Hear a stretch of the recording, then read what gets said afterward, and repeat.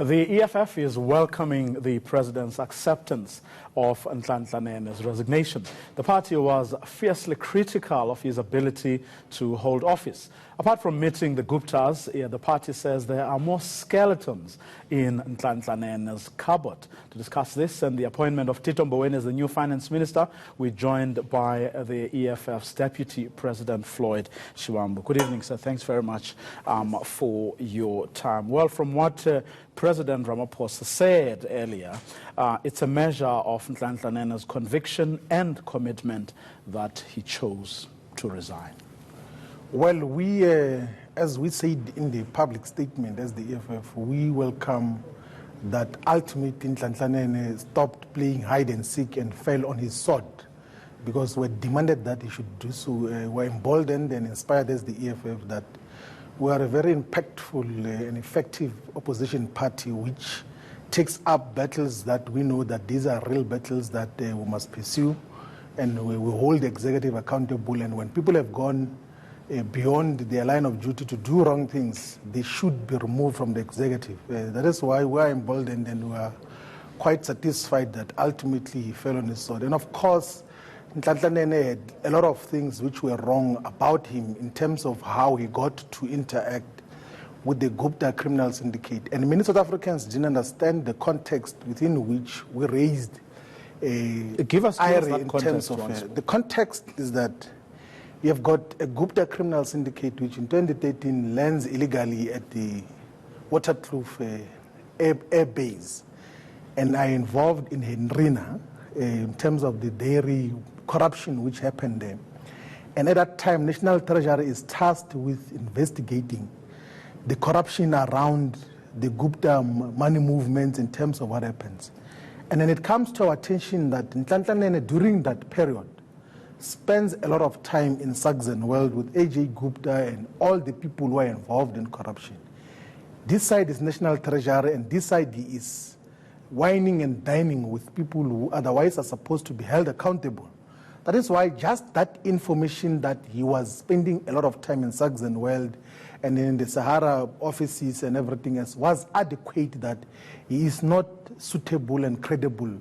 Well, from what he told, to become a minister of finance in the current conjuncture, because there's a lot of integrity issues that have to be dealt with perfectly in South Africa currently. Because if you have got a struggling economy, a jobs bloodbath, like hundreds of thousands of jobs are being lost just in 2013, and you want to inspire confidence on those who own the money currently to invest, to create jobs, to reboot the economy, and then you still have a questionable Minister of Finance, that we said to the President is not a proper environment to then deal with issues that have to be dealt with in the immediate. That is why Nene had to go, and he's gone because of the EFF. Well, the ANC and the South African Communist Party, reacting before you arrived, were saying that simply isn't true. It's the president's firm hand that is responsible for Nene's departure. As a matter of fact, the president heard from the EFF for the first time that Nene was involved in shenanigans with the Guptas. When he appointed him, he was not aware that Nene had got a dark history of association with the Gupta criminal syndicate. The commander-in-chief of the EFF and president actually brought that to his attention when we were doing the president's budget vote in parliament, to say that this minister, which you think is squeaky clean, is actually very dangerous, is involved with the wrong people, and we have actually written him a letter, and we expect him to answer honorably. And the president, who apparently is having a firmer hand, was shocked there in parliament that there is wrongdoing amongst his own people whom he had trusted to be the front soldiers in terms of recovering what was lost under Jacob Zuma and everything else there. He heard from us.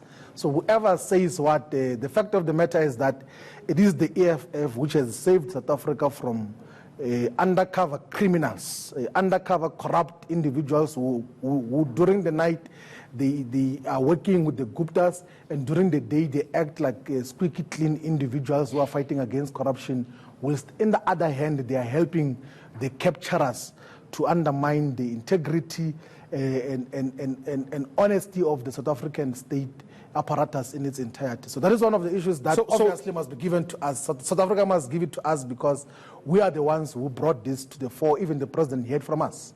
So the PIC's 1 billion rand loan to his son is neither here nor there or is secondary. For you, the main issue is the fact that he was busy flirting with the Guptas while Treasury was that is busy with an investigation. The first scene is his continued association with the Guptas. And of course, in his engagement with the Guptas, he did call some of the deal makers who wanted to get money from the PIC and told them to work with the Guptas for certain deals to be approved by the PIC, which was the chairperson of at that particular time. And the context of what happened with Siyabonga Nene and the Indian citizen who went to the PIC to ask for money is that they wanted to invest in a business in Mozambique. And then the PIC said that we do not do BEE financing for projects that are outside South Africa. But because you have referred this lucrative deal to us, we're going to give you some initiation or introduction fee as a thank you to what you have introduced to us. And then the PIC administration, we know, we've seen the documents, we've got the files, said that, but why is Siyabonga Nene part of this company and his father is the chairperson? He must be removed out of it in terms of what had happened. But from one thing which we're dealing with now, Vuyo, is that we want to know who is this partner of Siyabonga Nene. His citizenship is Indian. The Guptas are Indian. Who introduced the deal from the beginning and partnered with Siyabonga Nene to go and take the initiation fees and was even asking for money from the PIC with the son of the ex-Minister of Finance, Siyabonga Nene. It's one of the issues that, of course, we're going to then dig deeper into. And if there was material wrongdoing in terms of the law, that money that was given to that consortium or that grouping that went to invest in a business in Mozambique must come back to the PIC because it was not properly handled. And also there was a conflictual relationship. Even though Siyabonga Nene resigned a few days before the money was sent, there has to be something that is done to recover the money that was given unduly to the son of Nhlanhla Nene. Of course, there's a difference between asking questions or saying Nhlanhla Nene should have known and having evidence that he was actually involved or he aided and abetted the wrongdoing. Which one is it? We have the evidence, and we always had the evidence. And the catchiest thing that we did was to write him a letter, and not even a public letter. We have got no obligation, by the way, as a public political organization to write private letters. But we wrote him a letter and gave him the courtesy to say you're a Minister of Finance, you're occupying a sensitive position. If there's lots of doubts around you, it might even affect the money trading that happens sometimes illegally in terms of what happens with the currency and everything else there. Please respond to these questions honorably and in an honest way. And what did he do? He became dismissive, he became arrogant, he became defensive, and spoke less of the EFF as if he could just brush us off as if we do not exist as a political organization. He did not know that we had just finished with Jacob Zuma. We had just said that Jacob Zuma stepped down and he jumped and fell on his sword.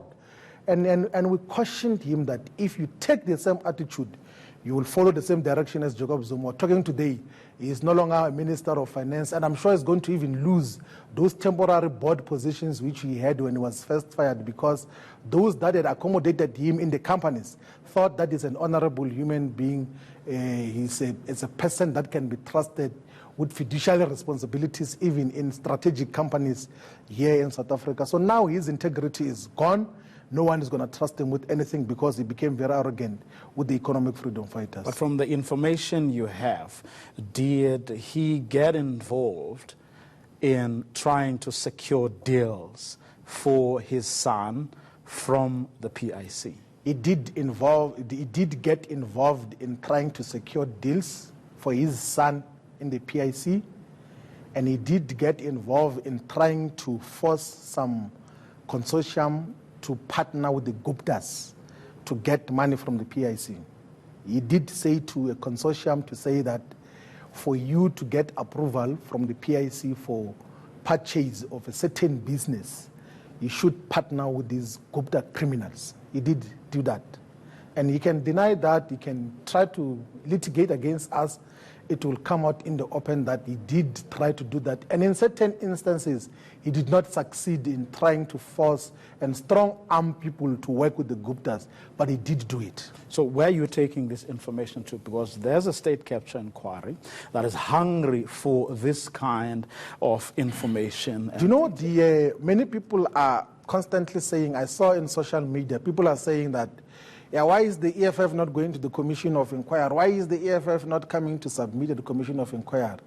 There is a process in the Commission of Inquiry that is taking place now. There are witnesses that have been identified who are going to appear there. We make our own observations like interested parties. And when we deem it appropriate at the ultimate end, when all these witnesses have appeared, we will go when we have decided to say that the submission by Nene, the submission by Molosi Gigaba, the submission by Dudizane Zuma, the submission by Faith Mutambi, by whoever had some direct or indirect relationship with the Guptas is incorrect, and here's the evidence that the commission should consider in conclusion and finalizing its own report. We can't every time there's a witness in the Commission of Inquiry, then the EFF must go and line up there to respond to each and everyone else. Let us allow the commission to do its work, and then when we then deem it necessary to then make a submission, we will make that particular submission. Because you must remember that whoever can say what, we are the ones as the EFF who brought to the attention of South Africa that there is a criminal family based in Saxonwold that is working on mechanizations to undermine the integrity and the autonomy of the state. They appoint boards, they appoint ministers, they are involved in deciding where the major contracts and tenders should go to. They intimidate people with jobs and so on and so forth. We are the ones who brought to the fore that the Guptas are a problem in South Africa. And we came with detailed framework. Even, by the way, in the Public Protector's report, we went to make submissions, most of which obtained ultimately when the report was issued. So even in this process, the people of South Africa must be patient with us. We never go wrong when we expose corruption. We always get it right, and we're going to make sure that each and every lie that is told in the state capture inquiry is exposed, and each and every individual who misleads the inquiry is held accountable, is charged for perjury, because everyone else there says, so help me God. Okay, you need to go. And yes.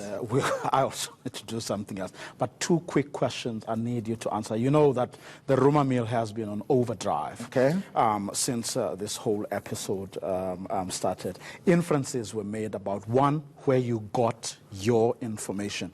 Even suggestions that you got it, some people were saying from the Ruperts. I need you to answer that directly. Did you get that information from? No, we didn't get information from the Ruperts. I thought they were going to say you got it from the Guptas, because some are saying from the Guptas, some are saying from the Ruperts, some are saying from Zuma and everything else there.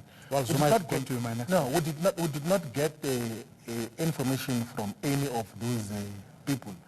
Zuma would never in any way give us any information. Okay, let's say he didn't give us any information. By the way, the Stellenbosch mafia is hurt with the fall of Nene, because they were using the lame duck position that Nene was in to run National Treasury through Pravin Gordhan and Ismail Momuniat.